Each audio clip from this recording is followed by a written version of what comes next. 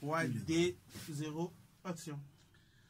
Matono mingi bandeko batali émission na biso Zoom yoko ya émission ya Tokoma télévision sika openza bana nzambe basangana ka pona tina na kolobela makambo tali bo nzambe kati na mabota na biso. Lelo toujours que ngulu tika to bangulu pa maté ça fait beaucoup des années tout le monde a résulté croire que a voyagé nous avons toujours na ba recherche pona tina ko pesa samoso ya kitoko ete kwa lelo to solola pote banini oyo nzamba bongisi kati na monoko na busana ye obabi na kongo ya nzungu ya bonganga na nzambe vraiment ezali esengo mingi papa na biso mbote lisusu mbote nazo pesa vraiment mbote mingi naza na esengo ko za esuna bande ko na biso ba olanda biso ba protestant kimbangiste musulman ba témoin de Jéhovah ba tunyoso bazo sambela ba balinga nzambe ba luga nzambe na pesi bango nyonso mbote zamba zalokumu pa mate to leka te sa pourtant to loba mwa muke l'introduction na biso likambo etali centenaire ya Mfumu Kimbangu oze le 6 avril centenaire bazo sepela polantina na 100 ans ya prophète Simon Kimbangu papa na biso est-ce que oyebi prophète Simon Kimbangu bon ça pour autant na sala commentaire ebere prophète Simon Kimbangu na yebi très bien dans le sens que tanaye asalaki oyo nzambe atiaki kati na ye na moment oyo yazalaki na bomoi yango wana mutu nyonso ntango azobotama ndenge tozoloba ndenge nazoba makambo etali 3e testament eza par rapport na ndenge ya eloko oyo nzambe atia na kati ya moko na moko ntango yo obotami yebaki oza na mission oyo nzambe atinda yo na mokili à part kobota kobala misala mais eza na oyo mpe nzambe alingi yo osala yango de façon ke kombo na ye komisama yango wana ntango Kimbangu abotamaki asalaki oyo aye oyo esengelaki asala mais na bazosepela centenaire na ye mpona use sengo monene kuna centenaire bato ebele bazokita na poto bazoya biso awa tozokende na kamba bon mpona ngai nakoloba na ntina etali kosepela na anniversaire ya moto eza malamu mingi soki moto oyo ozosepela anniversaire na ye bozwi eloko oyo ye azalaki nango momete yango en valeur e bovivre yango ekozala esengo makasi par rapport na kosepela na eloko bovivre te eza bato lokwa ba Simon Kimbangu balumumba bazalaki na ambition bazalaki na vision mais soki bato baza kokoka ko maintenir vision wana te ata osepeli bien sûr osepeli mpona kosepela mais l'essentiel ezali vision na ye wana komettre yango en valeur de façon que ntango botali makambo oyo alobaki oyo bozosala bozomona mpe bozovivre yango eyepesa lisusu esengo makasi koleka or moto azalaki na vision mais vision na ye bosaleli yango te mais bozokumisa mais makambo oyo atikaki ke ekokisama kwa bato kwa balumumba mponga natanga discours ya lumumba natali makambo lumumba aloba nayebaki soki makambo wana tomettre yango en valeur ekopesa vraiment esengo na progéniture net na bakoko bazoya bakoyebake mutu moko boye alobaka likambo ya biso tokokisi yango c'est comme si pe Simon Kimbangu makambo alobaki mpona ntina etali bomoi na biso banoire soki tokokisi makambo ya alobaki wana ezopesa esu valeur makasi koleka olie ya kozwa vision na ye to ambition na ye kobloke yango kosala makambo mosusu apres nsima kosepela eza vraiment malamu mingi te mais na kati na sur terre oyo nzambe atindaki ye asala po ete akokisa yango ata lelo soki akufi mais esprit wana vie wana oyo ye atikaki wana de génération en génération bakobanda kovivre yango wana nde ozomona ke moto ya nzambe akufaka te yango moni neti Jésus balobaki Jésus aza na bomoi eza par rapport na vision na ye soki moto akoti na kati ya vision ya Jésus azofaire vivre vision wana nde Jésus wana parce que tant que vous vivre esprit wana bozo matérialiser yango nde esprit wana nde ezotika la libéra na libéra yango nde zo mema vie éternelle mais soki bozu vision bo baloli yango bo changer yango okomona ke boza na vie passagère à ce moment là moi gloire vraiment ezongela ezate po boko kisa makambo ya lobaki te boko kisa makanisi na ete bozo pratiquer ya lobaki te mais kozala malamu mingi ndenge nazolo baboye to koka kokota na kati ya véritable inspiration ya vie oyo nzambe atia na kati ya moko na moko de façon que réalité nango ezalaka masolo te mais ezalaki oyo alobaki tovivre matono mingi na kanisi ya pasa to mega pe ko lobela likambo etali centenaire ya Mfumu Kimbangu mais déplorable te centenaire zo salema mais bazaka na ba conflit elle ya mokoto na elle encambre ya centre bayoka na raté mais bozoki na centenaire à quoi bon pour que na centenaire nous on croyait que centenaire wana eza réconciliation ya bakimbangi c'est news parce que moko mais lelo o réconciliation égalité nangama centre bazoki osala bango centenaire na kamba nangama ko to ba inaugurer oya bango za na makanza finalement to kene wapi papa le problème est moins un peu sur le conflit wana yango wana Nzambe asunga na tina etali bana ya Nzambe po tozana bana ya Nzambe tozape na bana ya diable. Bana ya diable, Jésus azoba, vous avez pour père le diable, vous voulez accomplir les désirs de votre père, les métrier. Mais bana ya Nzambe, Jésus azoba ki ayaki kopesa bango vie éternelle. Or vie éternelle na Jean 17:3 ezoloba ki vie éternelle c'est qui te connaissent toi le Seigneur Dieu et Jésus-Christ que tu as envoyé. Eza connaissance. Or soki to koti na connaissance ya Jésus na tata na ye même ba conflit wana ekozala te. Mais soki to koti na connaissance ya diable na makambo na ye conflit ekokota. Yango ezosenga sikoyo tozongela Nzambe puisque mutu na mutu esika azali azana valeur wane ko permettre que à partir de diversité to tambola nzela moko diversité za pona ko kabola batute diversité ezali pona ko latisa corps moko po ete tozala animé na esprit moko pona ko conduire bana ya Nzambe bazala bo moko po vie ezala pe na kimia balinga mikati na nkolo yango ezosenga siko na minute ndenge tozoloba boye à partir au yoka makambo ya Nzambe eloko ya liboso esengeli bato bazana na kimia po Bible ezoloba sala pe personne ne verra Dieu soki kimia ezate komona Nzambe te mais bato bangi bamona Nzambe mais bazangi kimia or na minute tozoloba esengeli na no premièrement kimia or kimia place kimia ezali querer ezalaka te division ezalaka te yango ifo bato bazongela vraiment boyebi na bososoli ya Nzambe de façon que kimia kota mais nazosenga na bato nyonso bazo célébrer ba anniversaire bayebake na kati anniversaire nyonso muto azokanisa mbotama na ezaki totala pe vie na ndenge ya memaki yango tango amemi vie na makambo ya malamu esengeli vie wana pe reflecter bao bazako ya ba descendant poneti biso tozabwe tozolinga bano bakoya balanda bazanda pe modèle mais bakozwa modèle wapi soki biso tozala modèle ya mabe yango ezosenga sikoyo na ndenge tozoloba bwe réconciliation za eloko malamu kimia za eloko malamu tranquillité za eloko malamu or ndenge tozoloba bwe soki tokoti biso na kati ya kimia okomona ke même Nzambe akobanda ko agir na makambo tozosala mais si tozokona na kati ya désordre diable nda kobanda ko agir à ce moment là tobanda toujours ko joa ba guerre ba difficulté makambo kiliki makambo ya kokende na ndenge ya facilité mais comme na ndenge ya difficulté parce que moto bozotambola na otio bakala ole atikela yo voix polele olega po accompagner bokende liboso mais azolinga ka bo freiner bo tourner à rond et puis bozonga sima or tozana posa ya ko tourner à rond te bozonga sima tozongi sima mingi faut tokende liboso matono mingi tozongi sima mingi tokende liboso ndakisa bande ko biso pe ya DKB mbuta mena ya me kuna bango pe bazo célébrer ya bango centenaire na ndenge na bango na Kimpese DKB bazo ke kwa na Kimpese 6 le 6 avril oyo bazala kuna elongo na bande ko na biso ya DKB bumbu eza kokamama na mbuta mena ya meto pesi mbota pasabete na retour na bango ya rozala fidèle na émission Zoom tozongi katna masola biso 3e testament papa nangai.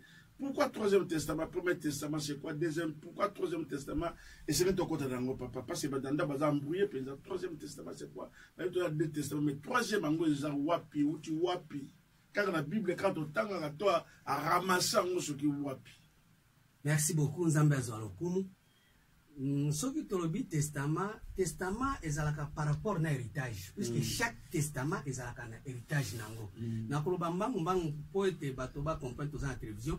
Premier testament déjà bato basi bazui yango, deuxième testament bato basi bazui. Allons lentement. Pas toza lentement. Premier testament bato bazui ndengeni. Bazui yango parce que moto ayaki na premier testament ezali Moïse ayaki na loi. Okay, loi wana déjà bato basi ba vivre yango. Deuxième testament Jésus moto ayaki nango ezali vérité na grâce. Vérité wana bato basi ba vivre yango, grâce wana basi ba vivre yango. Mais troisième testament ezoya ezali sous makambo ya loi te, ezali sous makambo ya vérité na grâce te et comme sikoyo na paix na justice o eza na Hébreux 7 soko tangi na verset 1 ti 4. Paix ezali na kati ya testament oya troisième ozana na kimia paix du cœur et puis ozala juste. Or na kati ya troisième testament il faut to hériter loko wana mais jusque là muto atamo kwa a hériter pété a hériter justice te mais bato ba hériter déjà vérité ba hériter grâce ba hériter loi mais paix na justice ba hériter ngote. Or paix na justice ezako ya na alliance oyo Nzambe asala na vie ya Melchisedek.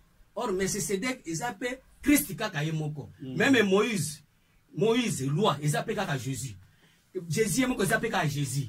Nathan mais c'est que ezape kaka Jésus. Mais na kati ya trois Jésus wana ezasi ko na ba diversité ya ba ciel. Eza premier ciel, deuxième na troisième ciel. Puisque Jésus a zolo bana mukanda ya Jean 3 verset 13 obi personne n'est monté au ciel. Mais ce que total Elia mataki na ciel. Ce que total ba prophète muso mataki na ciel. Même Moïse wana nzamba matisa quel kolo ngomba mais ngomba o Moïse mataki ezalaki premier ciel et o ezali kolakisa ke bato bakotaki na loi. Mais deuxième ciel o bato bazokota eza par rapport na Jésus o azolakisa bato vérité na grâce. Or siko soki to tiki vérité na grâce ezesu na eloko mususu o ebombani o bato bayebite ezali paix na justice. Or paix na justice pour kotango il faut kota na alliance ya Melchisedec. Or Melchisedec azali pe mwana ya Nzambe. Jésus pe azali pe mwana ya Nzambe. Moïse pe azali pe mwana ya Nzambe. Nyonso eza makambo ya Nzambe. Mais siko na ba makambo ya Nzambe wana eza na ba particularité ya ba héritage. Bo bazo hérité loi bazali. Bo bazo hérité vérité na grâce bazali. Mais eza na ba o sous sengeli ba hérité paix na justice. Yango moni babi mais c'est des roi de paix, roi de Salem. Ozomo. Siko biloko nyonso wana eza na kati kaka ya Bible. Tokolo zwa mukanda mususu. Tokolo belango ka partie ya Bible. Pourquoi? Parce que na kati ya héritage ya Moïse bato bazo pambwama. Bo pambwama partie ya mibeko. Na héritage ya Jésus Christ bato bazo pambwama. Bo pambwa nini? A partie ya vérité o ezali na grâce na kati ya moko na moko.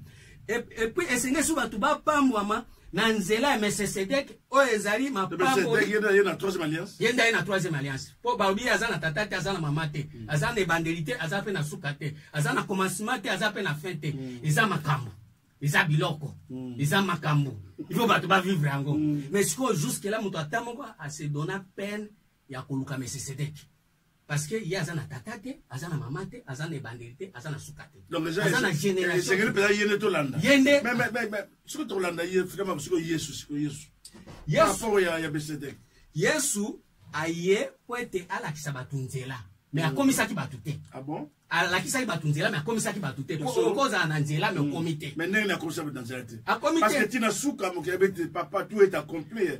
J'irai mon âme, mon esprit Jean 14, premier verset. Alobi ke mitema na bino mi maimate. Croyez-en Dieu, croyez-moi. Tango bo azoba mitema na bino mi maimate. Ayebaki ke déjà bazaki bato moko esengaki ba imaima. Mais abi ngai na kokende. Tango na kokende na kotindela bino mosungi. Po soki akokisaka angaki atinde so mosungi te. Ye moko déjà ngaki aza mosungi. Donc quelque part Jésus a échoué. Na minute wana asala kyo ya ye sengeli asala na nzela. Paul dit je suis le chemin, la vérité et la vie. Mais chemin ya kokoma epa ya tata. Mais siko kuna epa ya tata ezape na biloko. Na ndako ya tata biloko ezali. Siko kuna na ndako ya tata esengeli kuta na Melchisedec. Ye pe azaki mwana nzambe. Siko ye mwana wana ya Melchisedec ce n'est que la vie. Mais nzambe le bien makama Melchisedec te. Bible dit dans Jean 3:16. Car Dieu lui-même a tant aimé son fils unique. En fait que quiconque croit en lui, donc on a la vie éternelle en Jésus-Christ et non dans Melchisedec. Bon, Melchisedec est dans la vie éternelle. Jésus-Christ est dans la vie passagère. Ah bon? Puisque la vie autour à partir à Jésus, et ça, la vie temporaire. Vous antichrist, vous antichrist. Parce que il y a dans la vie éternelle. Maintenant, il y a la vie éternelle, la vie passagère. Explique un peu ça. Mukande Ecclésiaste 3, verset 14, le Bible. Tout ce que Dieu fait durera toujours. Il n'y a rien à y retracher, rien à y ajouter. Ce qui t'osala qui na Jésus, a osala makambo oyo eko ume la libera na libera, tenge su tozala na posa ya kolukate to kota na kati ya Melchisedec. Mais Jésus apesa batu biloko akome la libera na libera te. Po soki apesa batu biloko nzambe asala ya koumela na libera, engaki alo besusu te ko na kotindela bino mususu oyo azoloba na Jean 14 verset 16. Esprit de la akotindela bino esprit wana ekofanda na bino libera na libera. Totanga ngona. Jean 14 verset 16. Allons-y. Jean 14 16e verset. Po esprit wana éternité yango nde le véritable esprit esengeli batu bazala nango. Siko mutu azana vie na esprit ya vérité éternité wana c'est que Melchisedec. Tanga. Et moi, je prierai le Père et il vous donnera un autre consolateur. Un autre. Et c'est suffisant. Afin qu'il demeure éternellement avec vous. Yendesko sanini, afin na bino libela na libela. Esprit de vérité que le monde ne peut recevoir parce qu'il ne le voit pas et ne le connaît pas. Mais vous, vous le connaissez, car il demeure avec vous et il sera avec vous. Moi, je dis, esprit de fanda libéra na libéra. Esprit wana ya libéra na libéra pour fanda, ils ont fanda par rapport na grâce na vérité. Ils ont fanda par rapport na paix na justice. Puisque ce que nous avons na kati na paix, aux autres bawa ke baba église za ko kabwana. Qui me zake? Mais ceux qui ba kota na alliance ya paix. Kimia. Mbala moko eternité ngakeza. Liweza ngakeza les sous-souté. Or mutu amemaka ce n'est que le diable. Le père du mensonge. Yende amemaka liwa. Or tant diable azokota na masolo, c'est-à-dire bato baza kozala na vie temporaire, vie passagère. Vie moko nzambe asali na kati kuna liwa ezali. Puisque bokabwani ezali, koinana ezali, kerere ezali barankine. Or biloko nyonso ezo sangisa ba nzambe mibale, ezo sala ke nzambe azozwa pouvoir te bobi ni ne peut servir deux maîtres à la fois. Or tozana maître mibale, ce n'est que diable et l'éternel. Or éternel ce qui géré, diable fois à la faible. Ce qui diable a géré, éternel fois à la faible. Or na minute tu vas continuer éternité, tu vas continuer vie passagère. Vie passagère c'est-à-dire bazo wele là, biloko amokili. Or na kata passage on nul pas ba mentionner comme il y a Melchisedec. Passage de Tensiko. La Bible consolateur l'esprit de vérité. Bataille comme il y a Melchisedec na katorati. Babi mais l'esprit wana et qu'on vivre na bino éternellement. Mais l'esprit wana na comboté. Bon, si vous visible. Mais c'est des casans à tata. Là vous ajoutez, là vous ajoutez. Hébreu 7 azolo bango, na kopesa yango claque na. Hébreu 7 azolo babo. Hébreu 7 premier verset. En effet, c'est Melchisedec, roi de Salem, sacrificateur de Dieu très haut. Moi tout d'abord, Hazard sacrificateur de Dieu très haut. Ça veut dire Yesu kazo sacrifier, a sacrifier Babylone à terre. Or makambo ya CCT, or makambo ya likolo, or makambo ya likolo nde makambo ya Nzambe. Siko tango azo sacrifier makambo ya likolo, nde azolo basiko makambo ya bonganga, makambo ya bonzambe, makambo ya solo, makambo ya 3e testament. Ozo permettre que batu nyonso bakota na kati alliance wana, puisque ba sacrificateur mususu liweza ki ko empêcher bango ba vivre éternellement. Mais ye azana vie o ezali ba remplacer ka yango te. Or soko koti na alliance ya Melchisedec que ce n'est que la parole qui a la vie éternelle. La parole qui a l'éclaircissement de l'esprit de Dieu. Ce qu'on continue l'esprit, on a par rapport à Batamokili. Mazamut.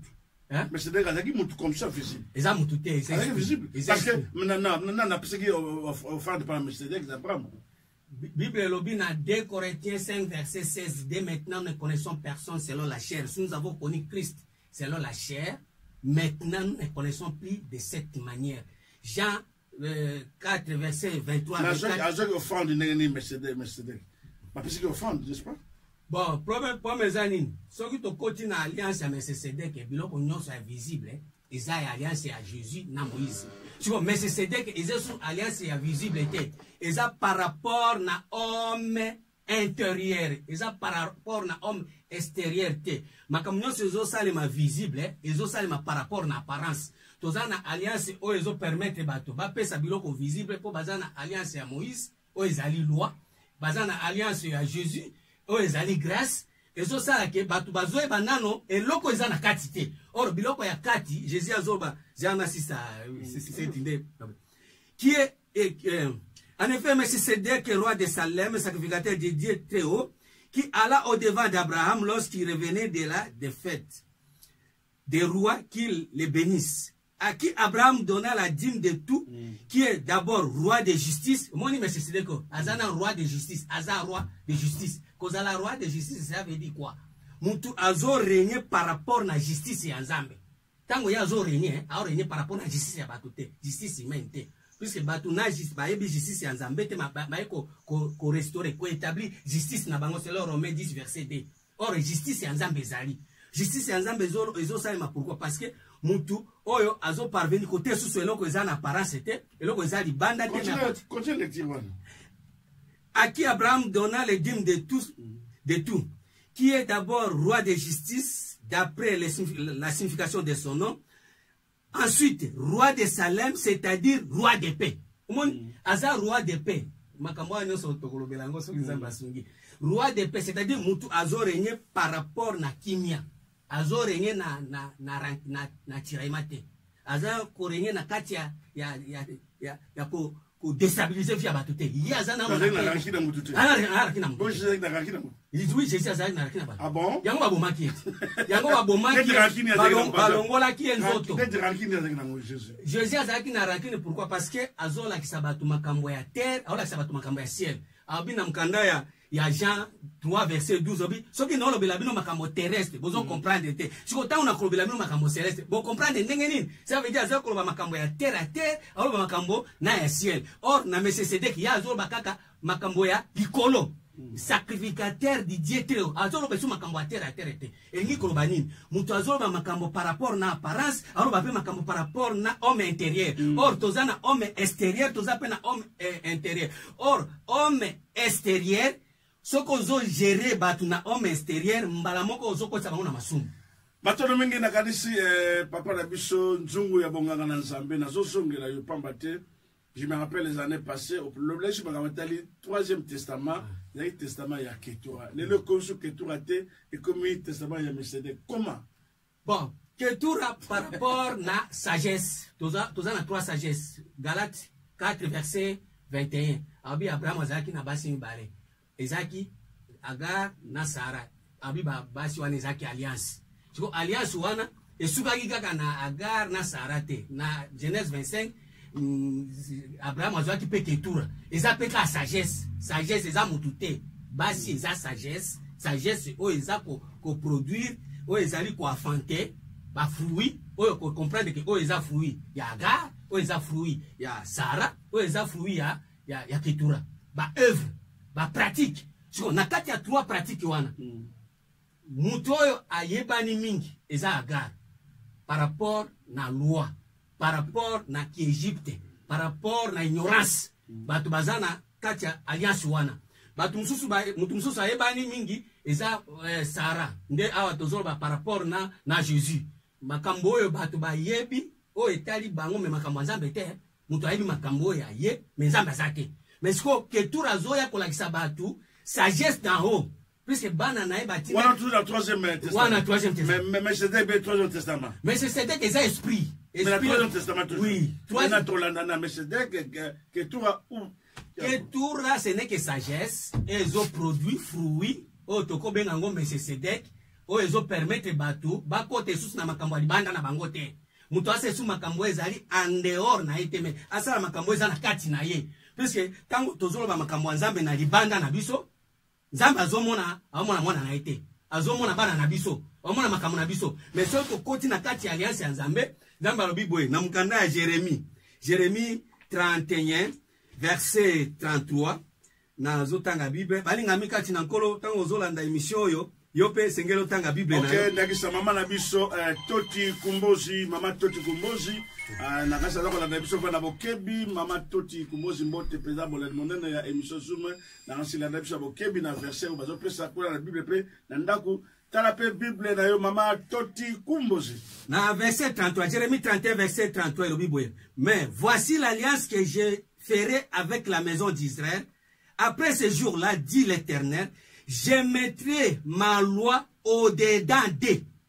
Je mettrai ma loi au-dedans d'eux. Au-dedans d'eux, ça va. Je l'écrirai dans le cœur. Mon alliance, alliance à Ketura. Et alliance bazo comme ma kati ya mutu.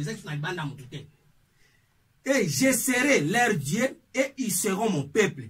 Celui-ci n'enseignera plus son prochain, ni celui-là son frère, en disant connaissez l'Éternel, car tous me connaîtront, depuis les plus petits jusqu'aux plus grands, dit l'Éternel. Car je pardonnerai leur iniquité et je ne me souviendrai plus de leurs péchés.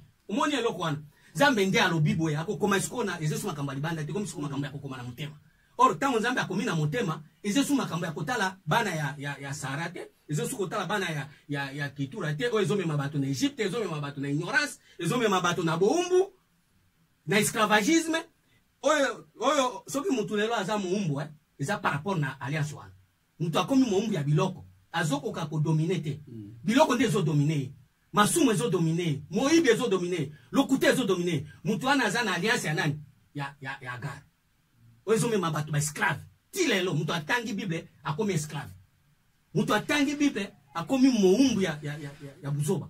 Or na kombo ya nani ya Bible par rapport na alliance atangi Bible ezolo bake mwasi aoki kolata bilamba ya mobali te ya tangi yango mais tango atangi akomi moumbu ya biloko wana azwi mwasi kaka ya libanda asuki kaka wana. Or nzoka nzamba zo pe mwasi pe akati azali. Or ya a parvenu ko découvrir mwasi akati te azo découvrir kama mwasi ya libanda. Or mwasi akati pe ezali. Bon siko tango yozo sa alliance wana oza moumbu ya biloko wana. Boko kangamana ngwana bokangami na ngo bozana alliance ya ga. Ah bon? Ndenge bandeko na biso natangi comme ya aseka kuna mwasi okota suki botifo faut kangitambala bakangami na bumbu wana bazana alliance bazana na boucle d'oreille la bazana alliance ya Moïse Bible zo ebisanga mukanda acte 15 verset 21 elobi boy acte 15 21 elobi boy. Car depuis bien des générations, Moïse a dans chaque ville des gens qui les prêchent. Depuis bien des générations, Moïse a dans chaque ville bazo prêcher comme Moïse. Bazo tu as comme beko. Eh bien, pendant continuer, na sepe n'est pas sur dans autre temps na kombo na Yesu. Moi je crois que obéi na autre temps na kombo à Melchizedek, zo na kombo na Yesu. Allons-y. Jésus azana Moïse, Jésus azana Jésus azana Melchizedek. Bon, makamunyo. Alors il dit pas Melchizedek to maman Jésus. Non. Jésus obi Galate zolbake, so ba prêcher bino Jésus mususu. Ça veut dire ba Jésus ba zebele, Galate 1 verset. Jésus le lui wana na terre na kombo na Yesu. Et ça Jésus à Melchizedek. Et ça quand Jésus mais Melchizedek. Jésus ce n'est que la parole. Parole au commencement était la parole était avec Dieu, la parole. Jésus est sa parole par rapport à Melchizedek. Jésus est sa parole. Melchizedek est aux prénom. Non. Jésus ce n'est que la parole. Jésus ce n'est que la parole. Oh ezorlobela matine tali Melchizedek. Jésus est sa parole. Ezorlobela Jésus. Jésus est sa parole. Ezorlobela Moïse. Entre Jésus et Melchizedek, dans un mukolo. Mukolo nani? Mukolo nani papa ya alliance. Pour meza Moïse ndio yakili boso ndio asa mukolo. Après Moïse ndio Jésus. Après Jésus ndio Melchizedek. Ya kama mtu asuka. Ah de Jésus mukolo ya Melchizedek. Ya kama mtu asuka. OK, allons-y. Yangwana lelo tango tozolo ba makambo nzambe babi Moïse azana na bazo tanga puisque on les lit tous les jours de sabbat dans les synagogues. Puisque on les lit qui Moïse. Ça veut dire ba to afandeli ka mibeko. Or alliance ya mibeko eza par rapport na Moïse kombo oyo mwana ya Pharaon ya mwasi apesaki Moïse tango azwaki na mai. Kombo Moïse eza kombo Moïse abotamaki na ngote. Moïse abotamaki Moïse te. Moïse abotamaki mwana ya Balewi. Mais tango mwana ya mwasi ya Pharaon azwi mwana ndi apesi kombo eza kombo ya Egypte. Ça veut dire batu nyoso baza ko dominer à partir ya Pharaon balinga mwana wana. Parce que eza vie oyo bato balingi ya ki égyptien place oyo bazo fanda makambo baza boumbu bafande pe ki boumbu wana nde yango wana eza alliance ya boso. Mais na deuxième alliance oya Sara eza siko makambo te mutu afandi na boumbu ya makambo batindikele eza makambo yo moko olingana na mutema nayo oyo eza na posa ya mutema na me posa ya mutema Nzambe te po Nzambe aza na posa ya makambo na ye yo moko za posa ya makambo siko alliance wana pe Sara pe ayaki na zemi wana. Zemi wana ndi abotaki yango Isaac oyo eza deuxième eza mwana na ye oyo azwaki ye à partir Abraham père de la foi. Père de la foi soko koti na kati ya kondima okobota mwana na nzoto te okobota makambo oyo okoconcevoir makambo oyo eza na kati ya alliance ya Sara. Conception na nyonso ekoconcevoir makambo eza na alliance ya Sara. Or soki longwe pa Sara Abraham père de la foi azwaki pe Ketura troisième femme nde mutusikoyo azo machabiso na niveau ya troisième ciel. Oh Jésus a dit personne n'est monté au ciel na Jean 3 verset 13. Mais ce qu'on a dit dans 2 Corinthiens 12 verset 2 Corinthiens 12 verset 2 et le Bible balingami kati na nkolo to simba ba Bible to tanga makambo nzambe. 2 Corinthiens 12 verset 2. Je connais un homme en Christ qui fut il y a 14 ans ravi jusqu'au 3e ciel. Lui il fut ravi jusqu'au 3e ciel. Or 3e ciel pesali. Mais ce qui est na premier ciel okuta Moïse. Ce qui est na deuxième ciel okuta ba prophète. Mais ce qui est na troisième ciel okuta Melchizedek. Comment Jésus a ça? Jésus a ça parmi ba prophète. Aza 4e ciel. Aza deuxième. Ah bon? Jésus peut y avoir deuxième ciel. Troisième ciel, ils appellent à Jésus, mais il y a Melchisedec. Et ça, liloba oyo, ezoya, eza na ebandélité, eza na soukate, eza te kokanga yango, okopekisa yango, eza na vie éternelle. Si j'ai bien compris, donc Melchisedec, c'est lui-même Jésus. Bon, ce qu'on dit Jésus, bateau, bah, mais ça n'a Jésus, y a pas, y a mayoto, pas continuer à Jésus.